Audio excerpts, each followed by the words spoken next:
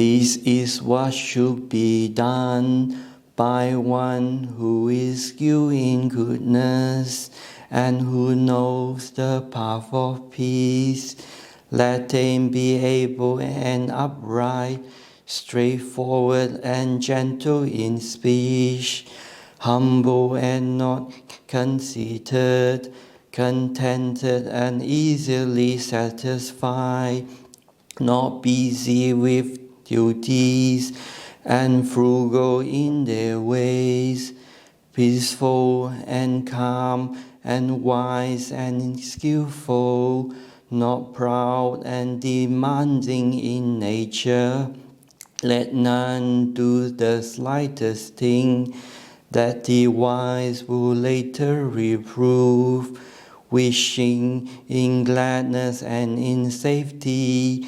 May all beings be happy, whatever living beings they may be, whether they are weak or strong, or meeting none, the great or the mighty, medium, short or small, the seen and the unseen, those living near and far away, those born and to be born.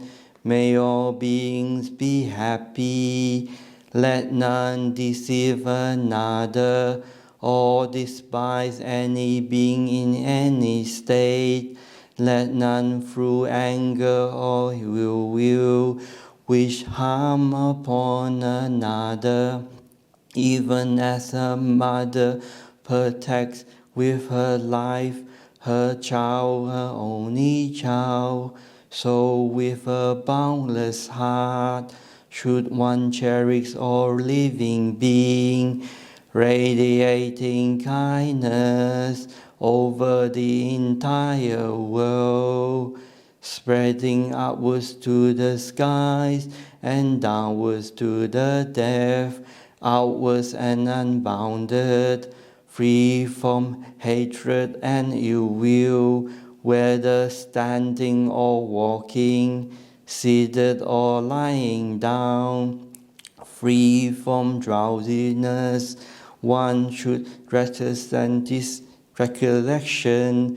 This is the abiding, supplying abiding, by not holding to false views, the pure-hearted one, having clarity of vision, being free from all sense desires, is not born again into this world. Sadhu, sadhu, sadhu. Yep, it's always nice to chant the Metta Sutta. It actually gives a lot of instruction how we should practice. Yes. You don't know. Do you see when I do give a talk? It's something that come to mind. We did have the Chinese New Year a few days ago. So as myself, I'm born in Malaysia. I'm actually Malaysian Chinese. I do celebrate Chinese New Year when I was a layperson. But now as a monastic, not really. But I noticed the lay community, when they come to the monastery, they do celebrate Chinese New Year.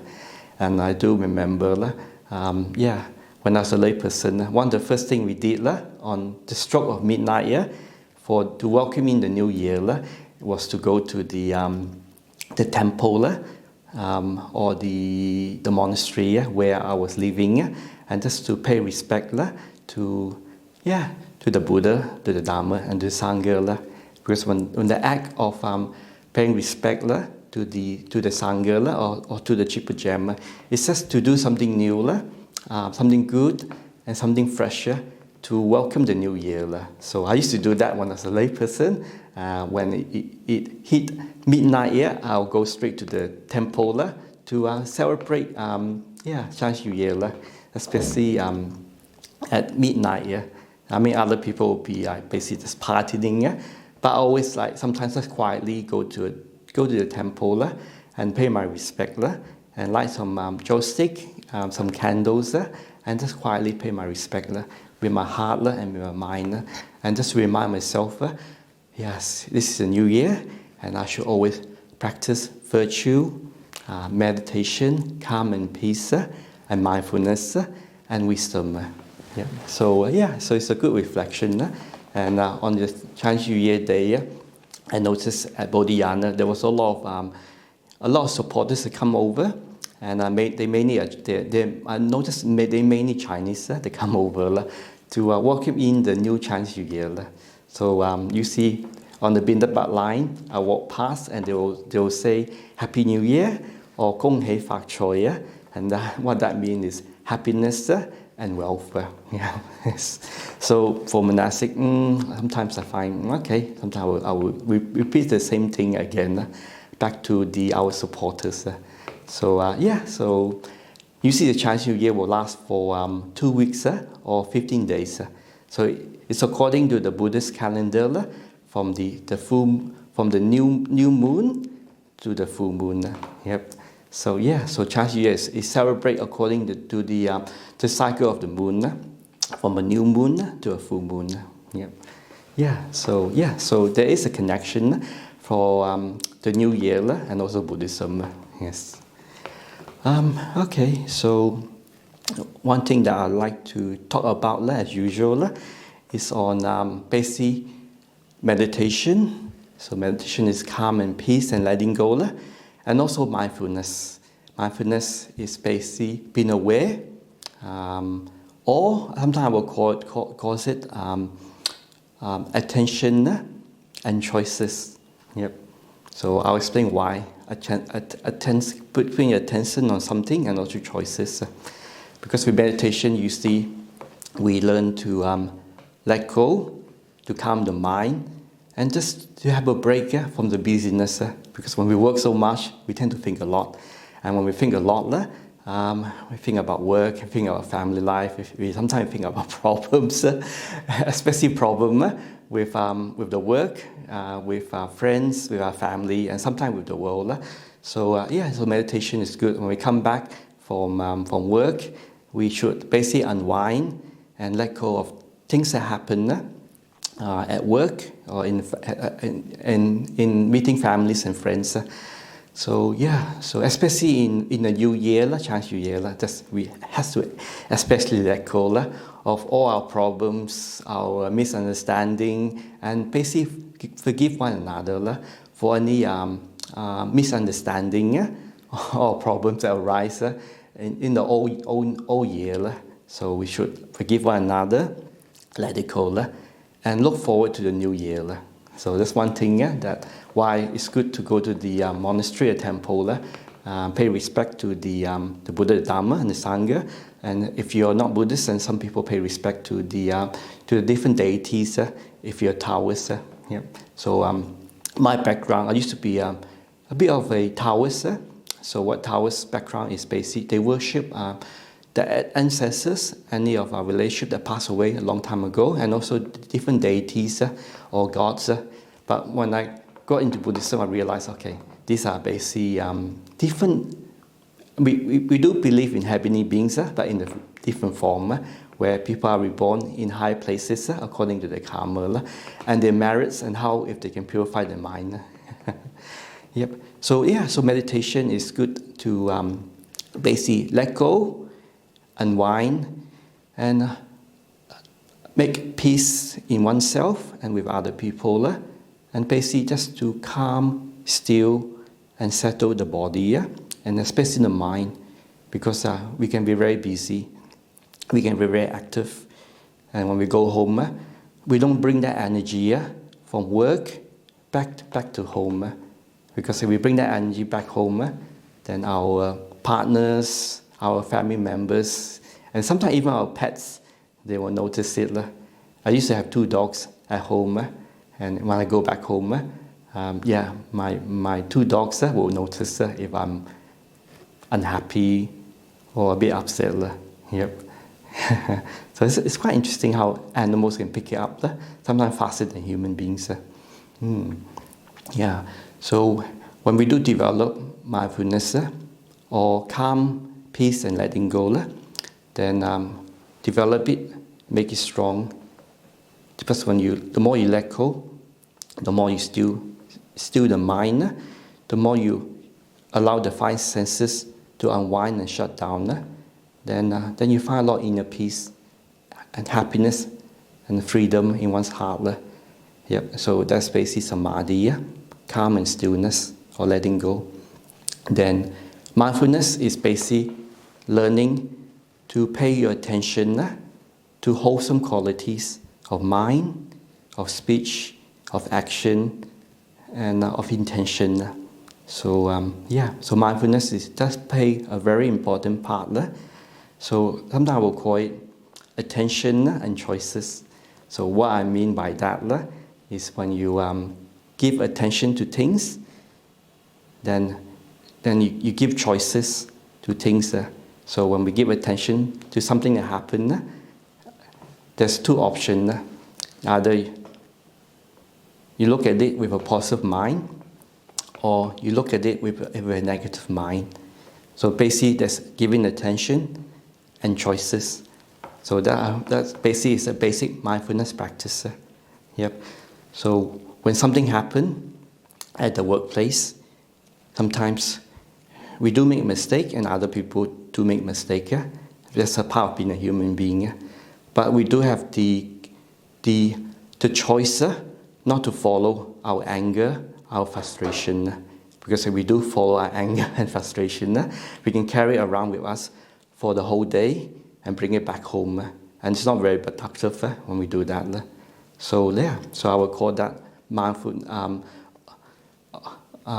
giving mindfulness or giving attention and choices.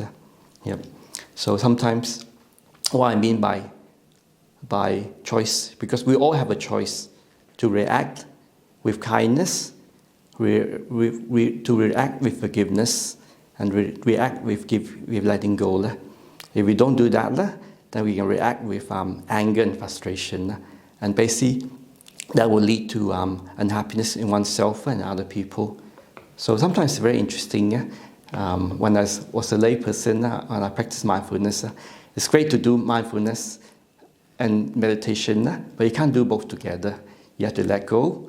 The more you let go, then the mindfulness becomes stronger. So when you become more calm and more peace, then you can see things more clearly. Your mind is more clear, not confused or tainted with defilements. Defilements is basically too much greed, too much anger, too much delusion of self. I know better. I'm the smart one here. Those guys are fools. They don't know what they're talking about. So one's ego can be, can really strengthen the greed and the anger. So when you do meditation, you develop calm and peace. You develop contentment, happiness, and letting go and joy.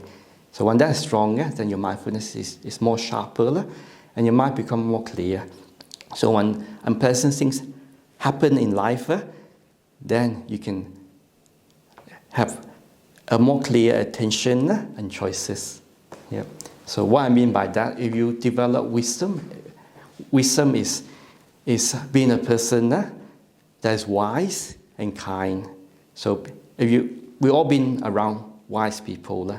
So a definition according to Buddhism, a wise person is so a wise person will bring happiness to himself and to other people. So that's the definition of a wise person. A definition as a foolish person is a person that will bring suffering to people and to themselves. Yep. So that's a definition of a wise person and a foolish person.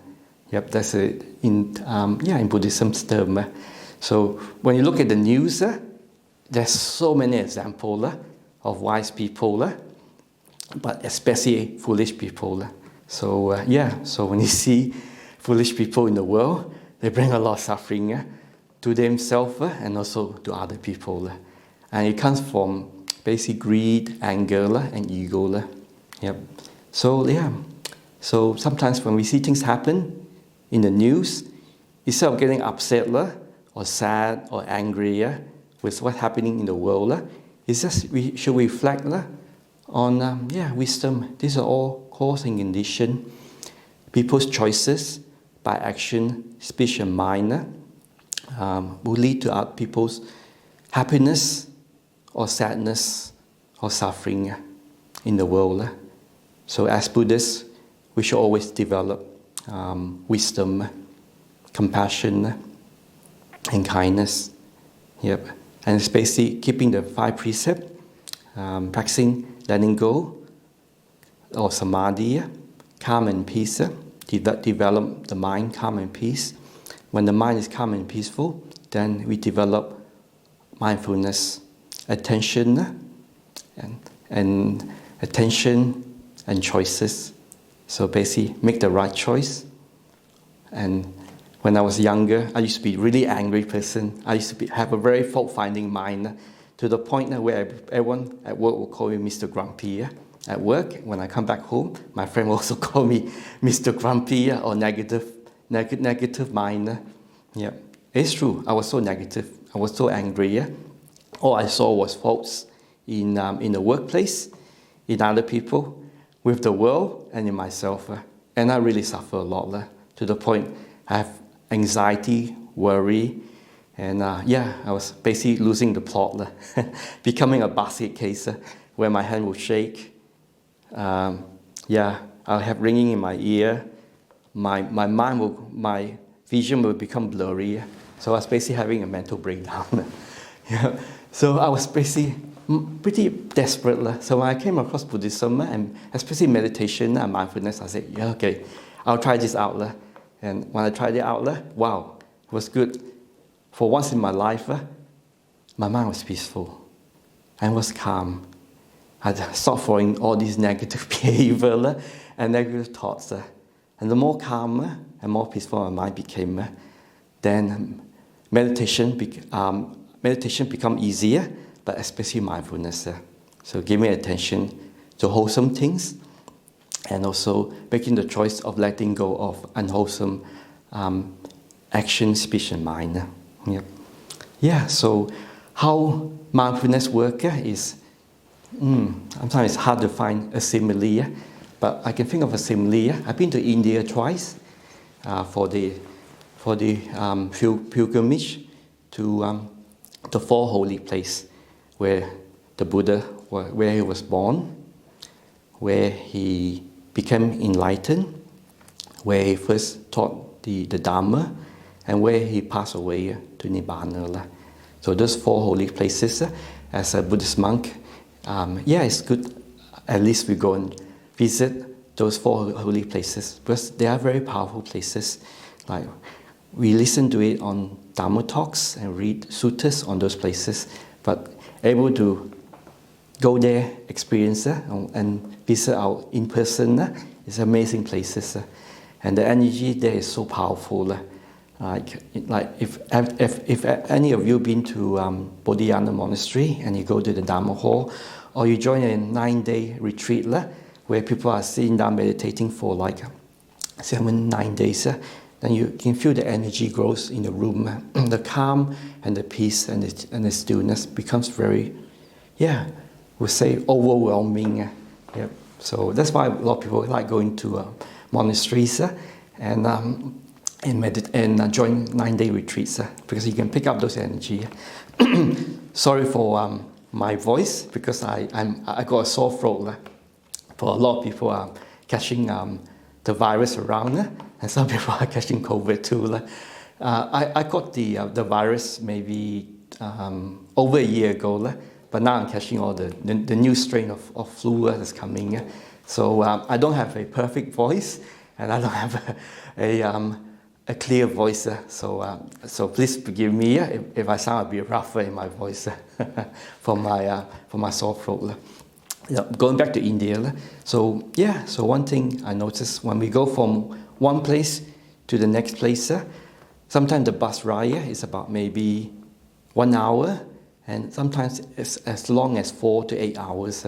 So it's very long road trip. So in the bus with about 20 people, all I can do is just sit there, relax, and just enjoy the ride. because there are some people in the bus, some people next door, they can't stop talking. They're very chatty.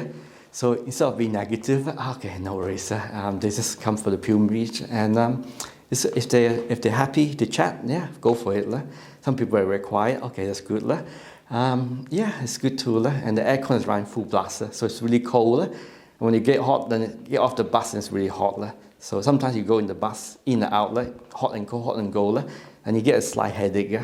And if you eat the right food, you're fine. If you eat the wrong food, you get a bit of pain or ache in your stomach, in your tummy, and sometimes you get diarrhea. So a lot of people, when they first arrive in India, they're not careful what they eat, they get diarrhea. So with myself, I think I was sick maybe 1 or 2 days. So I find that I just enjoy the ride. I start complaining about being sick. And so if I don't have that mental complaint, then it's not too bad. Because I learned when I was a lay person, the more I complain, the sicker I became. The more I just relax and enjoy the bus trip, then the more relaxed the body came. Because when I was in the bus, people were just talking non-stop. And the bus ride was so long. I was complaining in my mind, oh man, geez, it's taking a while. How long? When's the next stop? Geez, it's so boring. Why don't people stop talking? They can't. We on the pilgrimage, and they don't enjoy the place. All they do is just talk about their life or other people. I mean, usually other family life or what they do for work and stuff. So I find that the more I mentally complain, the sicker I became, and the more stiff my body became. Then I caught myself complaining. I said, okay, I'm complaining too much. I need to let go. And just enjoy the ride and just be happy with people in the pilgrimage, because this is once in a lifetime. So the less I complain and the more relaxed, and the less pain my tummy became. So I realized, wow, yes, geez, this mind can actually really make me suffer if I'm not careful.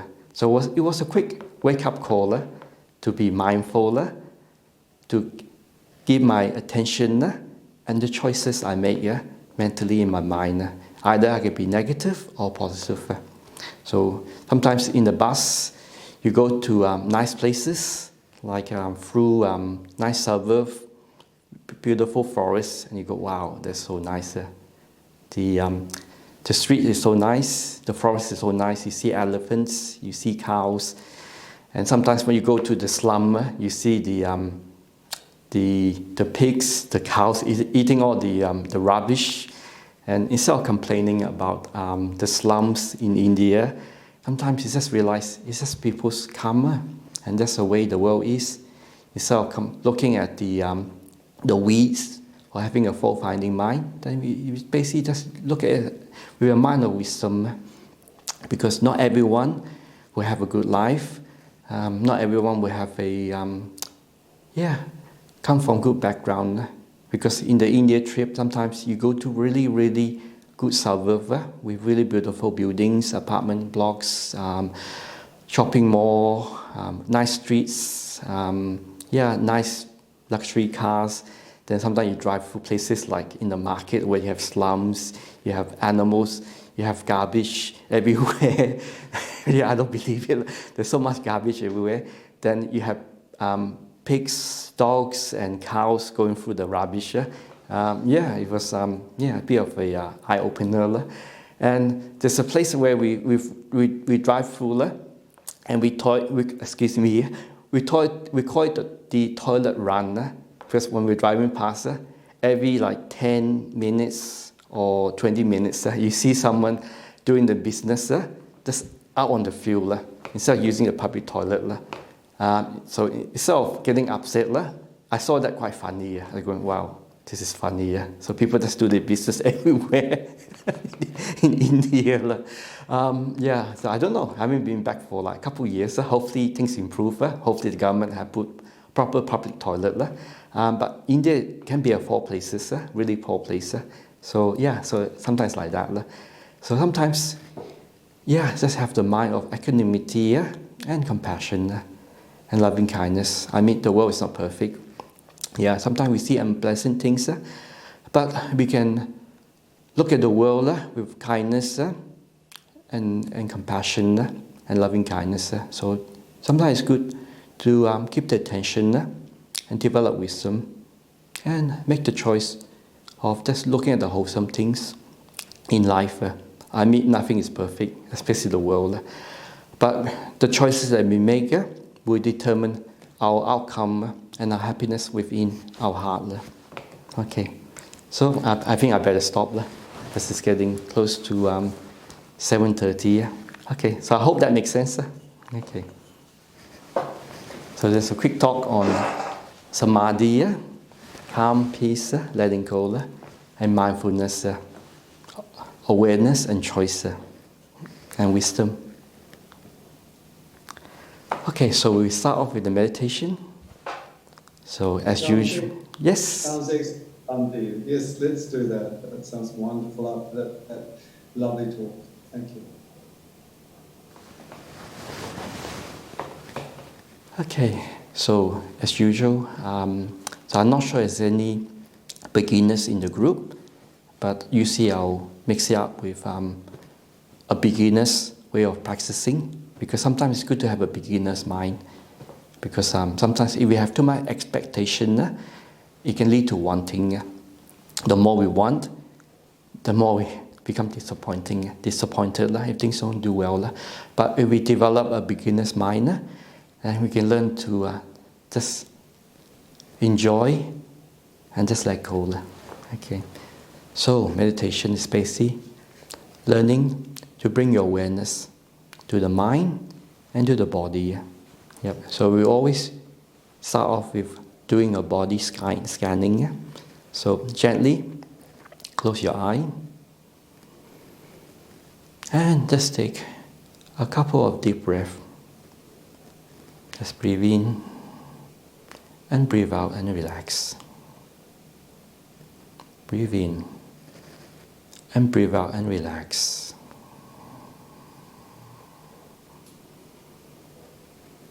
And just breathe normally, naturally.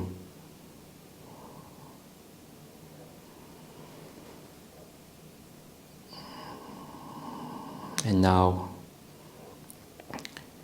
we gently bring our awareness to our whole body and just notice any part of our body that's not comfortable. There's a bit tension, a bit tight, and we just relax. Relax our body by moving around.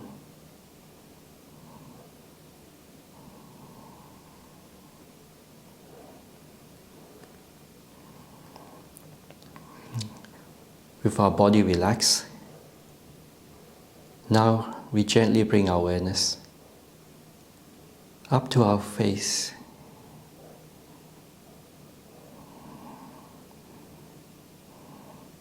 And then we relax our forehead,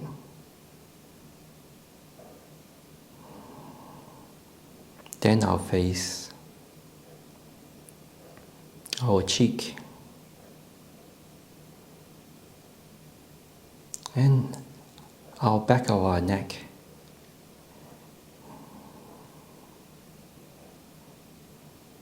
And now we bring our attention gently to our upper body. We relax our upper body. Notice any part of our upper body that's stiff. And just relax.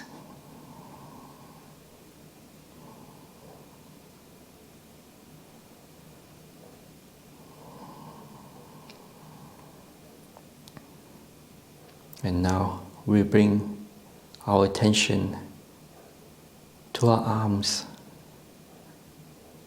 to our right arms. Relax our arm and loosen our arm.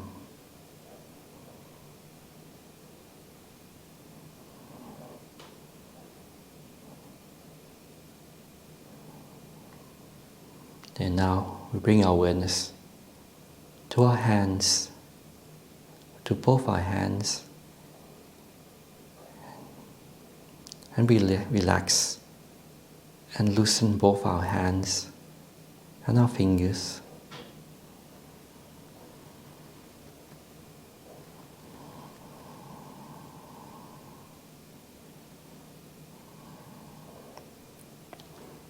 And now we bring our attention to our back. Make sure our back is nice and straight, not too rigid, and relax our back from our spine, from our neck, all the way down to our middle of our spine, down to where we're sitting, and relax our back and our spine.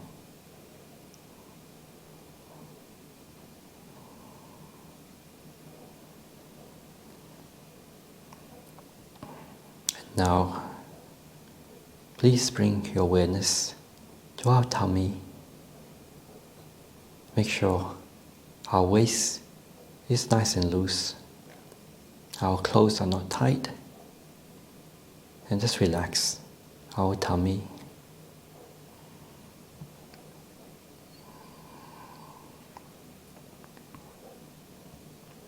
And now we gently bring our awareness and our attention to both our legs.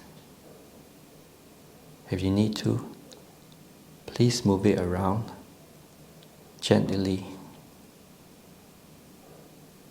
And just relax both our legs.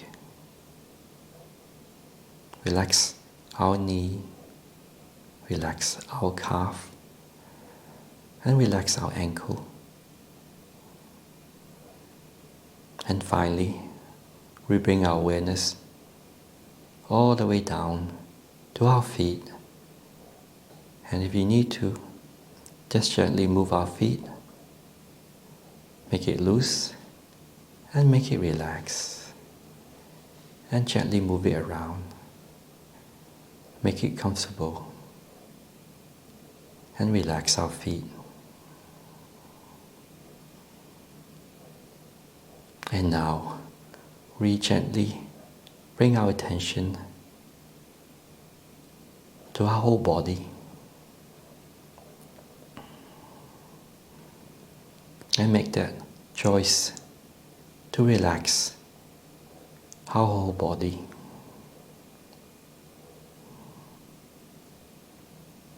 And make the choice to make our body calm, relaxed, and peaceful.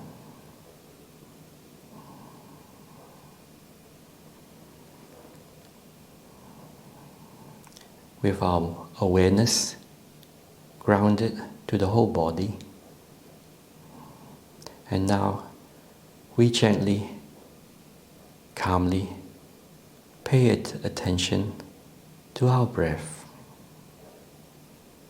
And just notice our breath breathing in and breathing out. Calmly and peacefully.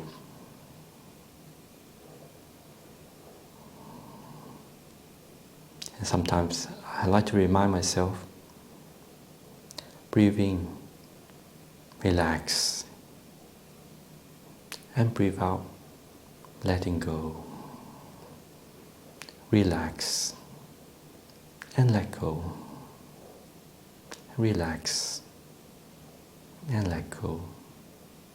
Or calm and peace. Calm and peace. Calm, peace.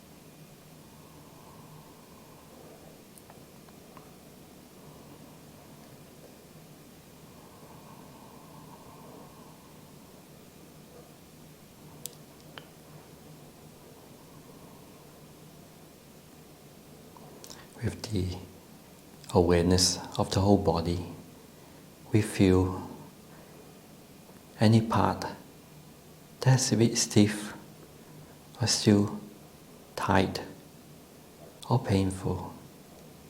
Then we make the choice of relaxing our body more.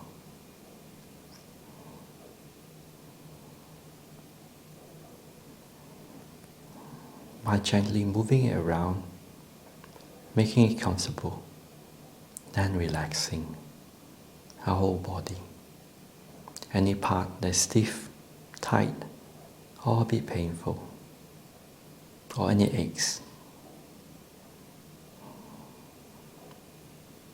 We make the choice of making peace with this body and relaxing it and letting it go.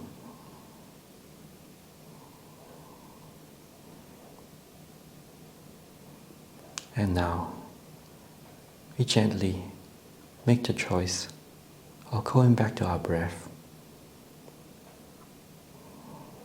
Just calmly breathing in and breathing out and relaxing.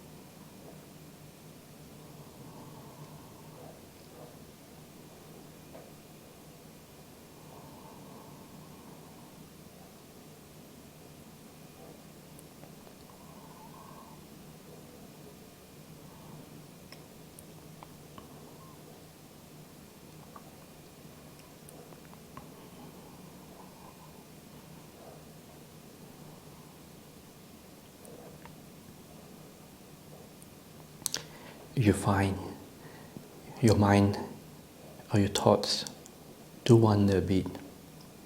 It's okay. It just takes a while for the wandering mind to calm. So just gently bring your attention back to our breath.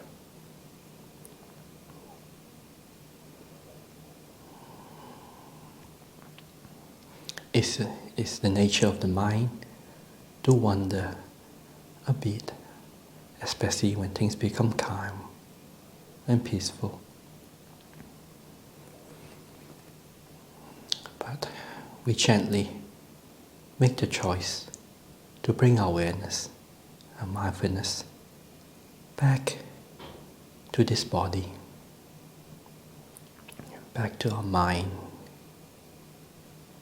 and pay our attention to our breathing in and out, calmly and peacefully.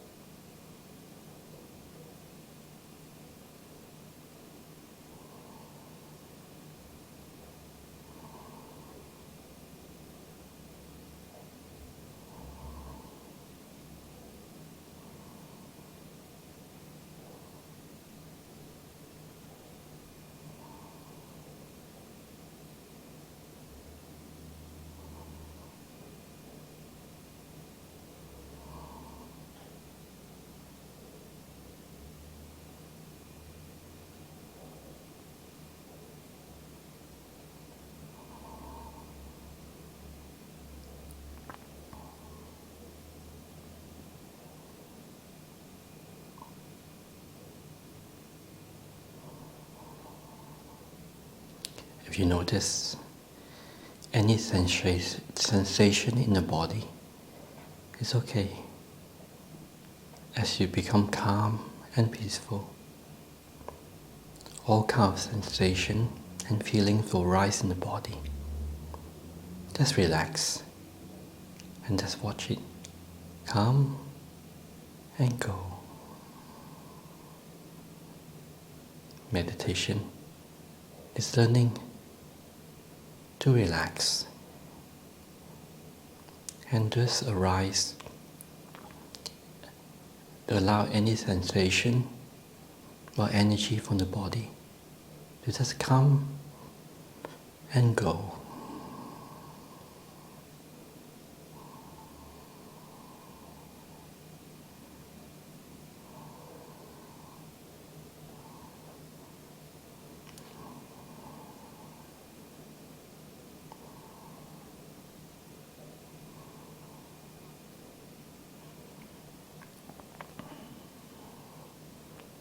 And if your mind is still wandering, it's okay. Meditation is not about stopping thinking or thoughts. It's basically allowing the mind to settle and make peace and relax.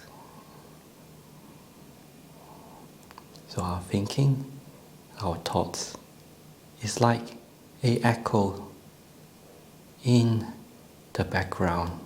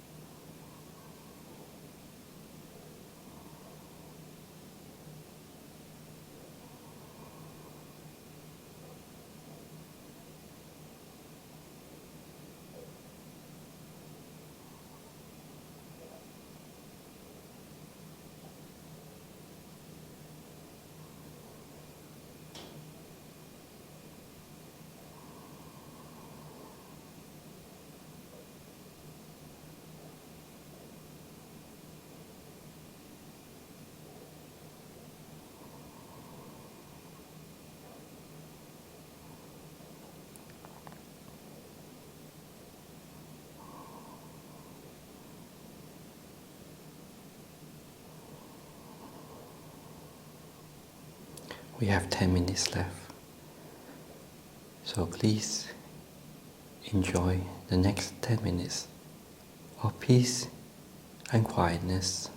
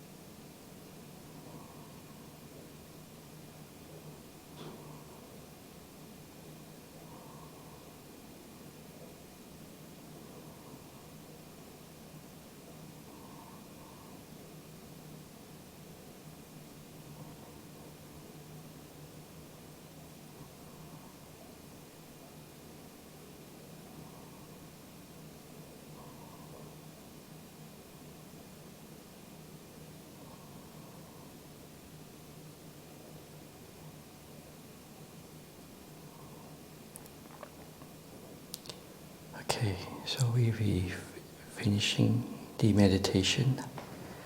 So I'll ring the gong 3 times.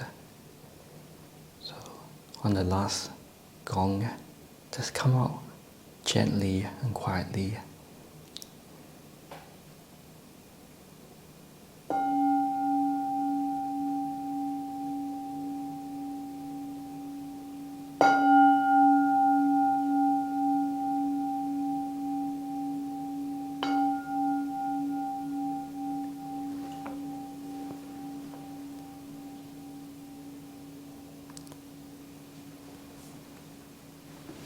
Okay, so when you finish meditation, it's also very important to just slowly come out, slowly be aware of your body, and also try and maintain that calm and peace within the mind and also the body. So meditation is basically learning to just relax this body as much as possible.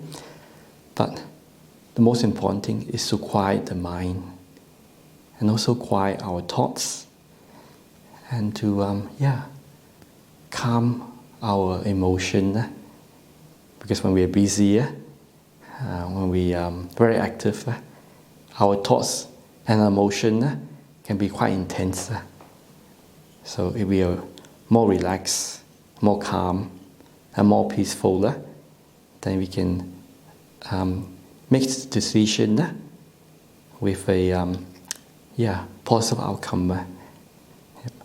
Because if we let our mind run over the place, or our emotion, sometimes we might become overreactive. So what I mean by that is when I was working up in the mines, I know of a Buddhist that come over to work up at the mine site, or within that community, and he was a practicing Tibetan Buddhist. So he used to tell me, share the teaching and the different techniques. So it was quite interesting talking to him. So he was talking about karma and stuff. So he told me he has one experience that was quite interesting. So I listened, I go, that's interesting. So he told me that he was driving his car, and he stopped at the red light, and there's a car in front of him. So when it turned green, the car didn't move. So I say, okay, what's going on? It's not moving.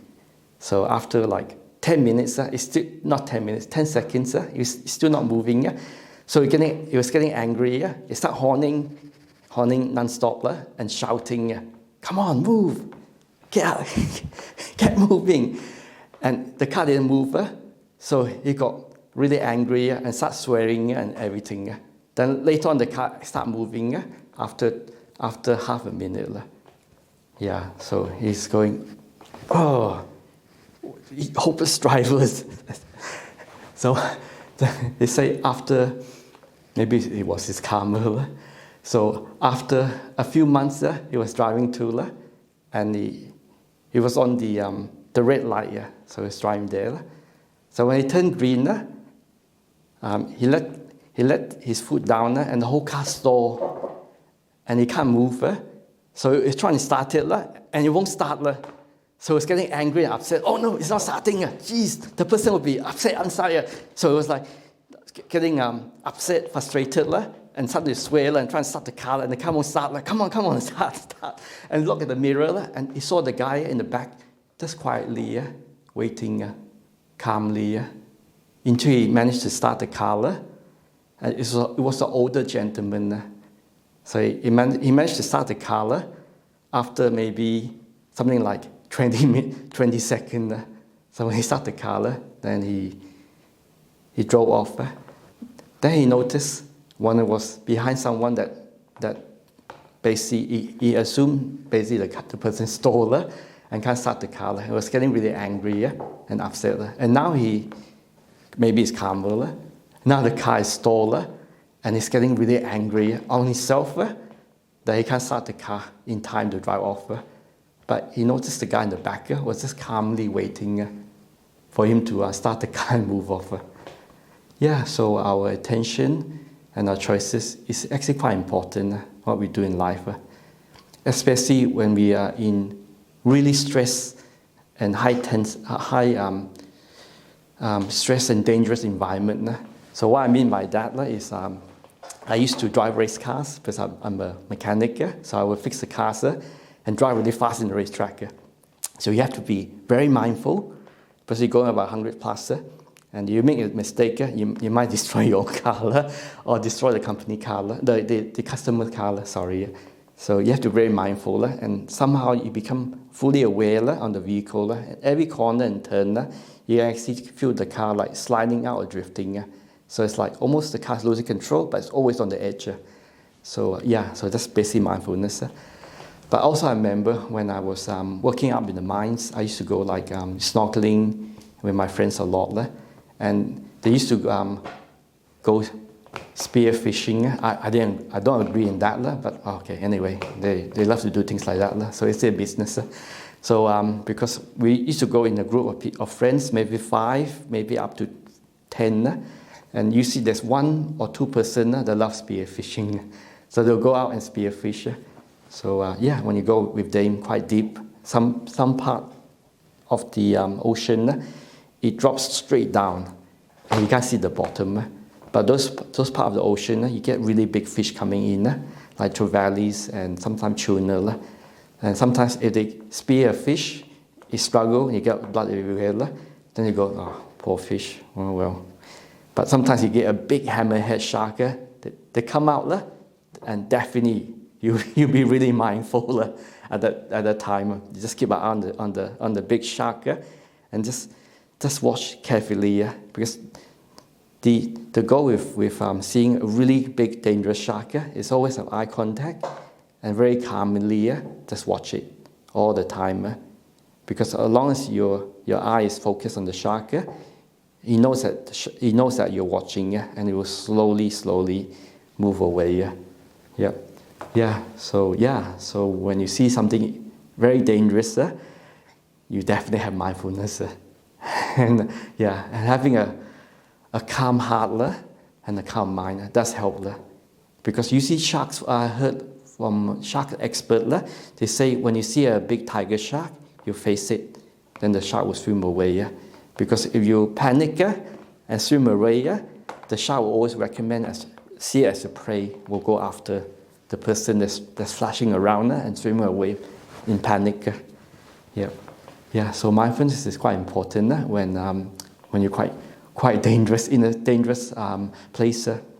And also same with the. I saw a documentary on people who love climbing rocks, up in the rocks, and they don't use any safety line. So that's definitely a lot of mindfulness when you go rock climbing. We are using a safety line. But what they describe, the reason why they love rock climbing is they feel really relaxed, peaceful, and free, because it's like 100% mindfulness in every step and every the way that you grab the rocks and using your feet. I think there's only about maybe 20 freestyle climbers that don't use rocks, don't use safety line. So it's interesting what people do to become peaceful and relaxed.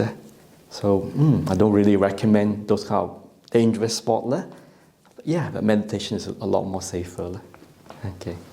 Anyway, so we have a couple of minutes. So please, you're welcome to ask any questions.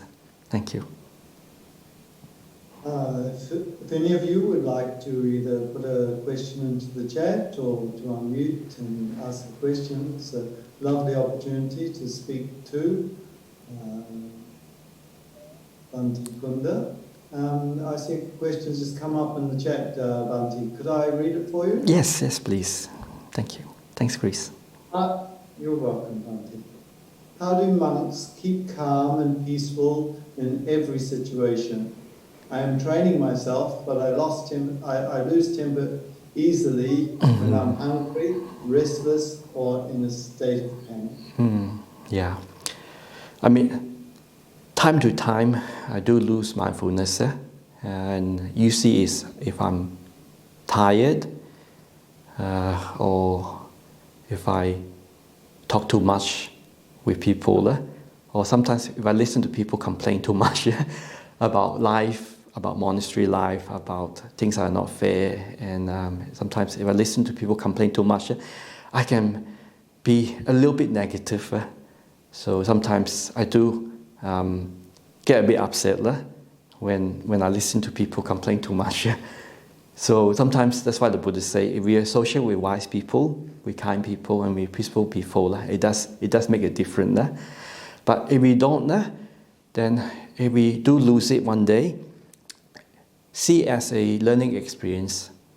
Because, look, as long as we're not fully enlightened or have non-self, the defilements will become strong in our heart, in our mind. Someone that's fully enlightened, their mind is completely at ease and very peaceful. And they can enter into deep meditation, almost no effort at all. Because the whole sense of a self, I, me, my problem, my suffering, my responsibility, it's not there. Because that person's mind does not cling on to greed, hatred, and especially delusion.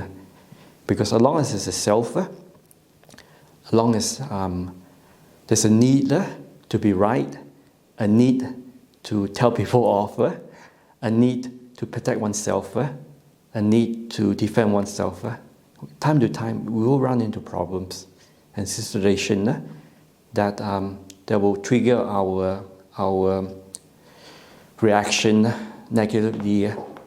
But sometimes if we use mindfulness and wisdom, because as Buddhist monk, the monastery is great. You go there, everyone's kind and respectful.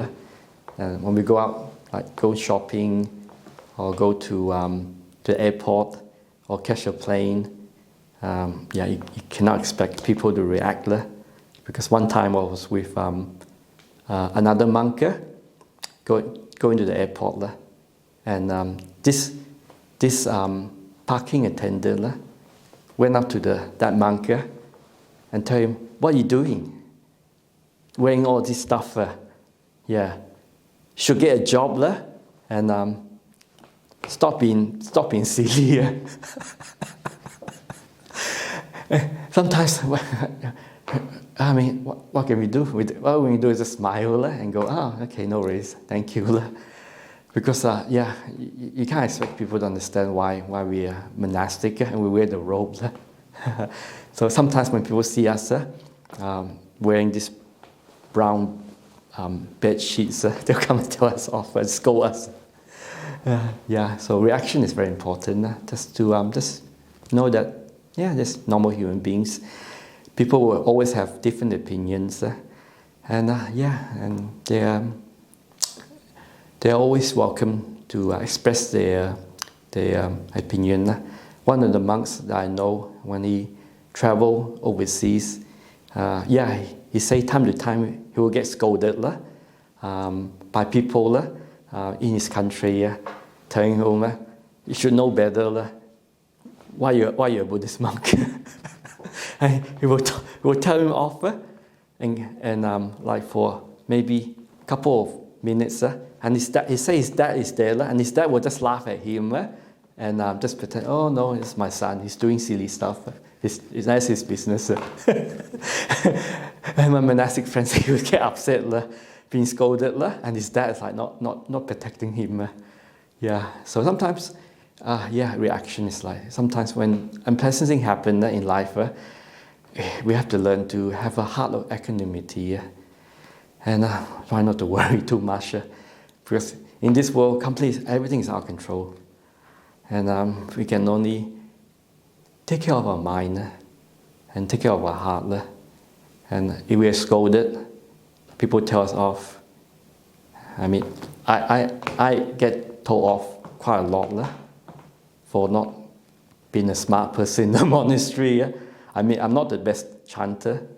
I don't know the sutta. I don't spend like hours reading the suttas or looking online trying to be the best Dhamma speaker. So I'm basically pretty laid back based on my character. Yep. So yeah, sometimes monks will look at the Dhamma talk and they go up to me and go, Bhante, I saw your talk. Yeah, it's okay. Yeah. I go, oh, okay, interesting. Is this measuring? It's fine. Because I do know I'm not the best speaker.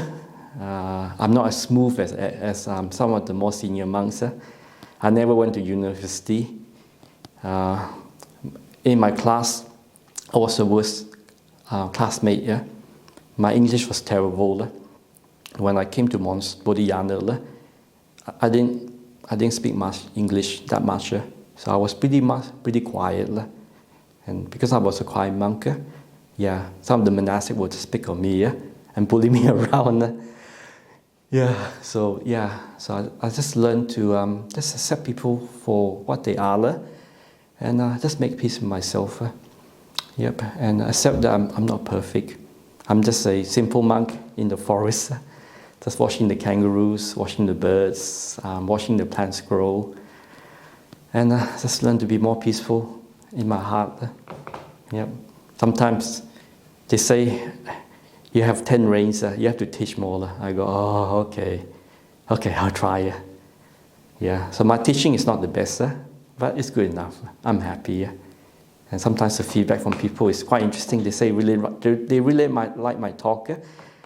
I go, okay, maybe I adjust myself too much. Sometimes I give a really, really bad talk, and people say it's good. And sometimes I think I gave a really, really good talk, and people will tell me, it's average. It's okay. Sometimes it's expectation and judging. Sometimes it's just the world. Okay. Anyway, is there any other questions? Thank you. Yes, there are, Bhante, and beautifully shared. Thank you. I really enjoy listening to you very, very much. You speak from the heart, and I don't think there's any other place to speak from. Mm-hmm. Thank you, Bhante. Gloria, would you like to unmute? Okay. I just want to say Chinese, Happy Chinese New Year, because I'm from Hong Kong, and then some people said to me that they wish I can earn more money next year. And I always tell them a healthy body is good enough for me. My quick question is that, do you have any tips to use phone mindfully during the day? Because if I have my phone turned off, then I can be fine. But as soon as I turn it on, then sometimes I just cannot stop using it. So can you give some advice and tips? Thank you. Okay. I don't know if it's a good example, but this is what I do. In the monastery, I do have a phone that my parents gave me, because when I go overseas, my parents always worry, because I don't have money. If I get stuck somewhere, they want me to use the phone to call other people for help and so they can pick me up. And sometimes my parents will check on me once in a while, make sure I'm fine. And I do give online talks. And you see when I give online talks, I have my phone for maybe 1 week. If I have it for 1 month, I find that it's a huge distraction. I will check the news, see what's happening. I'll check the weather. I'll check the stuff at Bunnings, so I can work out what to get for the monastery. I know it's a waste of time. And sometimes I'll check the latest gadget, and I'll check the latest electric vehicle, because I'm still a mechanic up in the monastery, and we're getting more and more electric cars. So I check all this. After a while, I realize I'm wasting my time, just spending hours checking all this stuff online. So I told myself, okay, my parents like me to call them once in a while. Okay, so what I do is I make a deal with myself. I'll connect the internet on my phone once a month for 1 week. Yep. So I'll call my parents like within that 1 week time. The next 3 weeks I won't connect the internet connection. So that way I don't get distracted. Because I realized having a phone is a huge distraction. Yeah. So I realized sometimes it's good to know everything, but it's not important. And it can allow the mind to wander everywhere. Because when you have a mobile phone, your friend can call you, your family can call you, and it becomes a big distraction. Because you look at kids these days, when I go back home, I notice my nephews are on the phone, my mom is on the phone, even my grandmother is on the phone. I don't believe it. My grandmother normally don't use phone at all, smartphone. And now she's basically on the phone, calling my mom, talking together. And my little nephew, same thing on the phone. I go, wow. Because when I joined the monastery, they didn't have all these smartphones, just a basic Nokia phone, where you call or send text.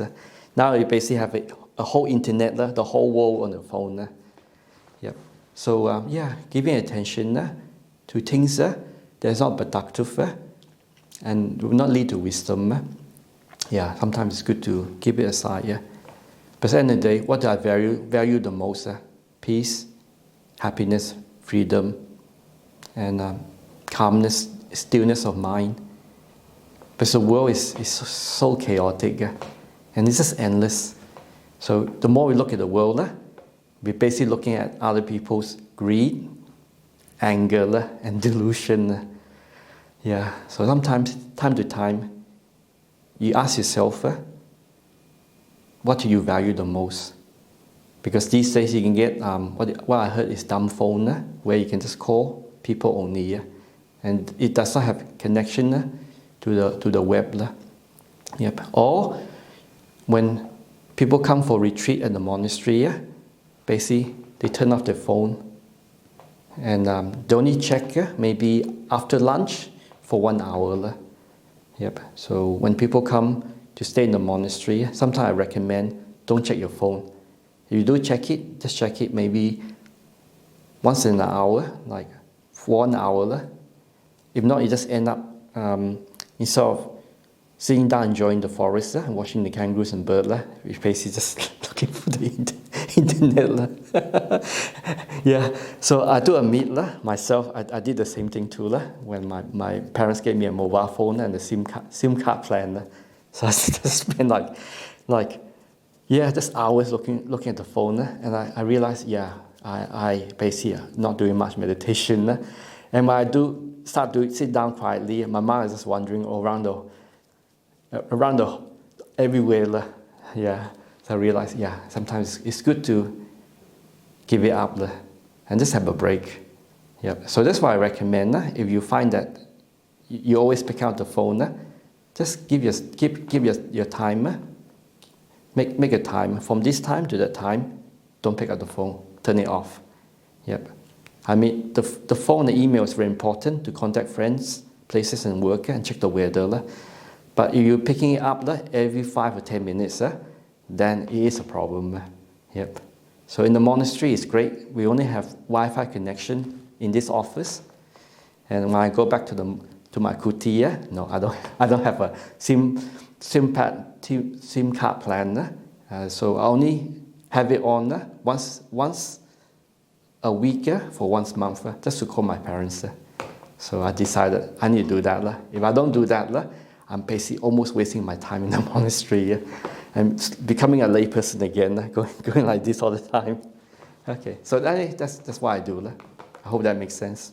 Thank you. Thank you, Bhante. Nikki, would you like to unmute and ask the question? I will, very quickly. Thank you, Bhante. I love the talk. Very quick. I won't ask you the original question because it was quite a deep one.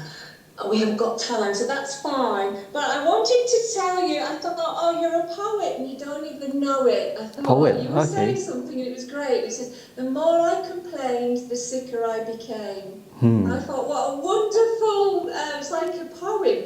And I thought, well, that's because I was going to ask you about something about my past, and then I was then going to ask you about my neighbours making a lot of noise. And I thought, well, And I thought, yeah, and I can hold it together for a while. It feels like I won't let it bother me, and then all of a sudden it feels like that's all gathered up and gone bam, and then I get really angry. But then I thought, well, maybe my mind starts complaining about everything then. You've answered that really, but yeah. That is pretty normal, because at the monastery, we have the same problem too, if you believe that. Because, so the monastery is basically next to a lookout.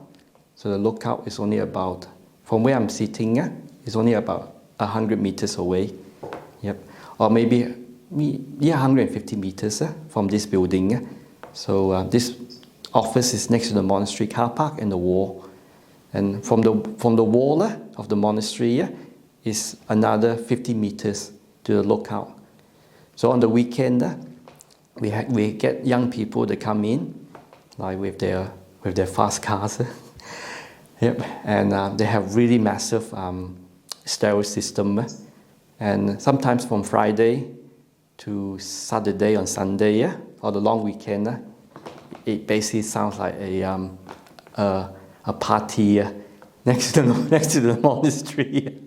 Yeah. So I used to stay in one of the kuti, basically just opposite the wall of where the lookout is. So I was very close to where the party is. And I do remember sometimes I go, I need to get up early in the morning for work at the monastery. And those guys are chucking a party, all from 10 o'clock to midnight to 2 o'clock. I go, this is getting out of control. To like dawn, when the sun rises, they stop their house party, boom, boom, boom, boom, the whole night, and it's quite loud. And I noticed the same thing. I was complaining, I was getting upset. The more I complain, the more upset I become. I was just getting more like steaming, getting angry inside, frustrated. But I realized, I remember what Ajahn Chah said. He used to go into the forest. It's very peaceful and very quiet. So when they come out of the forest and walk to the village people are playing all their loud music. So that's what people in the village does. So they play loud music in the house. And the more Ajahn Chah hear the music, the more upset it became. Then he realized that it's not the noise that is disturbing him, it's he is disturbing the noise. So our complaining heart and mind will make things worse. Yep. So if we stop complaining and just enjoy the moment, then it's not a problem. So after that, when they start a party, I just close the window, lock everything. I can still hear it, but I say, okay, I just enjoy the noise from next door. Because, for monks, we do keep our precept. We try not to listen to music and stuff, and entertainment. But I see, okay, it's free entertainment. It's not that I'm looking for music or a party. So I just listen in sometimes. I go, okay, that's interesting. But I see my reaction change. Instead of getting angry, upset, I just enjoy the moment, enjoy the sound. When I enjoy the sound and listen to it, then I just slowly bring my awareness back to my kuti and to my room. Then it's not a problem. The complaining mind can actually make us very unhappy, angry, and sometimes we do things about it.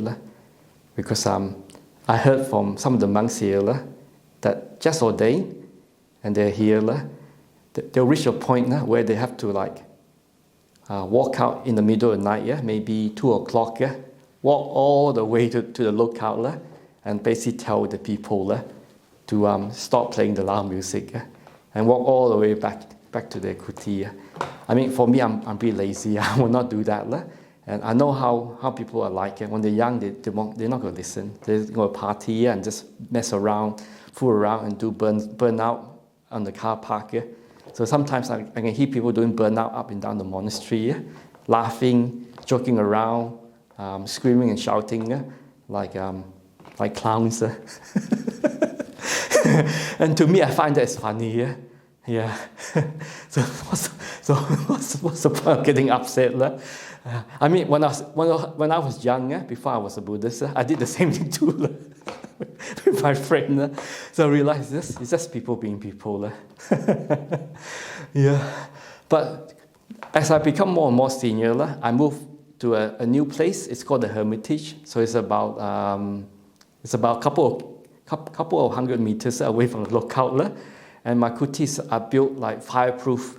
The walls is that thicker, and the glass is that thicker, because when the fire comes, it won't burn down.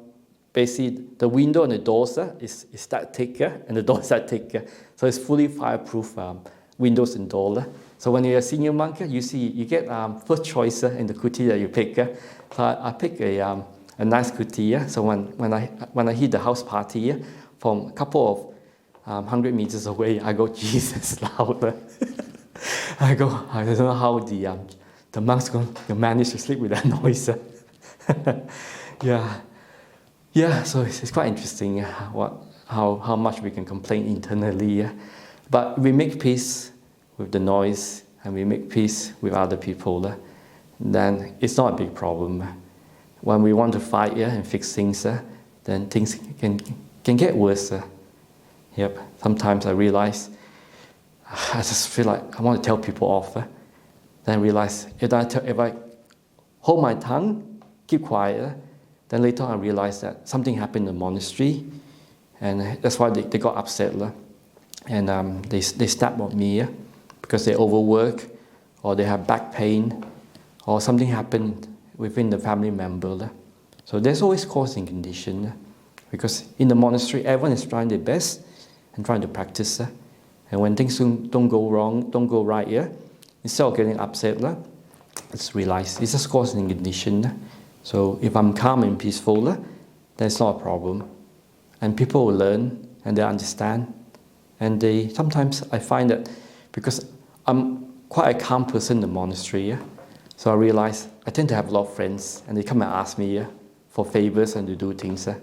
So I go, oh, why they come and bother me? I say, maybe I should be more negative and complain more. But I find if I act like that, then it's not truthful. And if I'm more angry or more negative, I have more negative thoughts, then I find that, my health tend to go down a bit.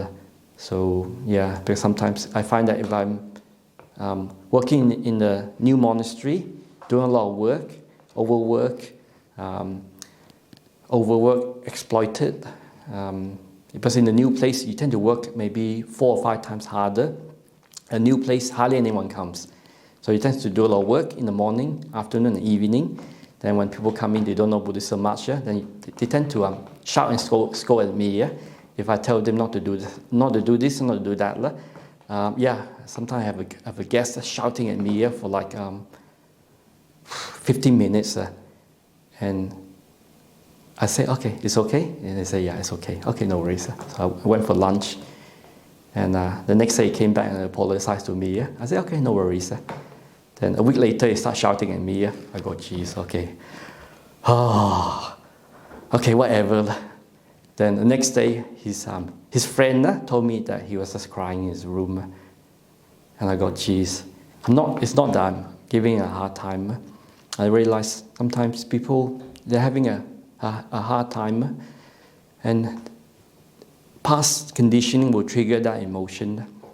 But I'm still his friend, and when I do see him, I realize he trusts me more and is more respectful towards me, because I didn't react back with anger, a term to, that's it, get out of the monastery, you're not coming back.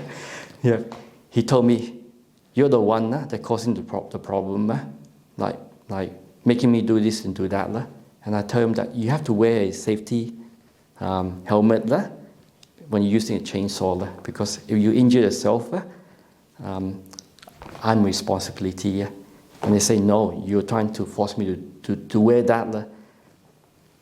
I say, it's my conditioning. I work up in the mines. I'm a safety officer there. And also I'm a ambulance volunteer and officer. So that's why when it comes to safety, I'm very strict with that. So he told me it's only 1 or 2 cuts. Why should he wear a helmet? I say, if you hurt yourself, you're responsible.